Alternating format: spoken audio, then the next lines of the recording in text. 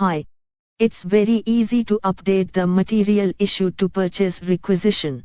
Earlier we have raised a purchase requisition for 2 items.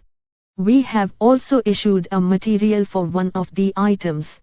Now for updating PR for that material issue, go to MIV Close.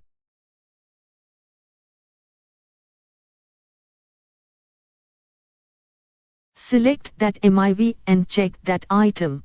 Then click Update to PR.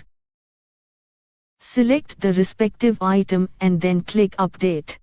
That's it. That PR has been updated with MIV. You can also see the purchase requisition list, where you can see the MIV number is appearing against that PR. simpliRP is the easiest way to manage the vendor management. Please feel free to contact us to know about more features. Thank you.